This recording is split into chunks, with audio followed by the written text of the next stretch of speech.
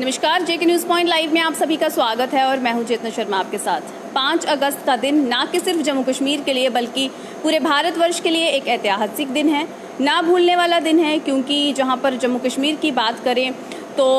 एक विधान एक संविधान का जो सपना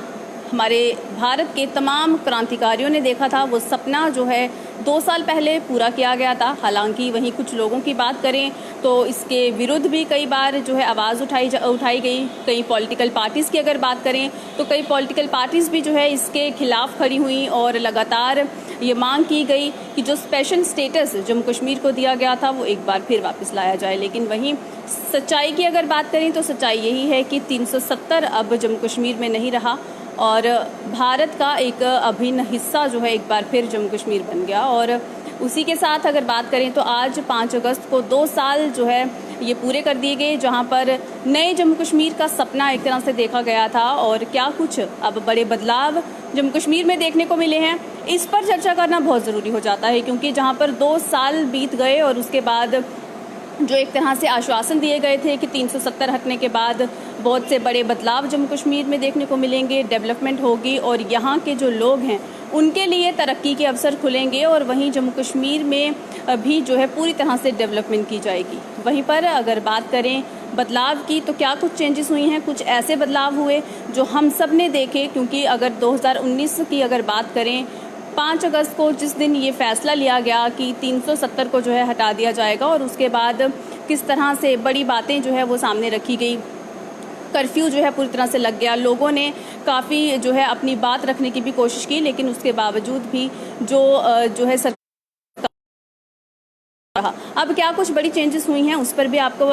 पूरी तरह से जो है उस पर भी चर्चा कर लेते हैं। तो 7 बड़े बदलाव कौन से जम्मू कश्मीर में देखने को मिले हैं, तो आपको बता दें कि सबसे पहला बदलाव जो जम्मू कश्मीर में देखने को मिला, स्थानीय निवासी का दर्जा। यानी कि ऐसे जो लोग जो यहाँ से, यानी कि यहाँ की बेटियों की अगर बात करें, जो बेटियाँ यहाँ से बाहर शादी करती थी, वो अपना जो हक है यहाँ पर रहने का, ये यहाँ पर ज़मीन खरीदने का वो हक खो बैठती थी। अब वो हक सरकार की बात करें तो सरकारी इमारतों पर तिरंगा, यानी कि कश्मीर की अगर बात करें तो कई ऐसी जगहें थी, कई ऐसे बड़े बड़े दफ्तर थे जहां पर भारतीय जो झंडा है यानी कि तिरंगे झंडे को फहराते हुए देखना जो है एक तरह से सपना रह गया था। लेकिन 370 हटने के बाद ये चीज़ भी जो है पूरी कर दी गई और कई बड़ी इमारतों पर जो है तिरंगा झंडा फहराता हुआ भी जो है वो दिखाई दिया। इसके बाद कुछ ही दिन पहले आया हुआ फैसला, पत्थरबाजों को और देशद्रोहियों को पासपोर्ट नहीं मिलेगा, सरकारी नौकरी नहीं मिलेगी। तो ये भी एक तरह से बड़ा बदलाव जम्मू कश्मीर में देखा गया, जहां पर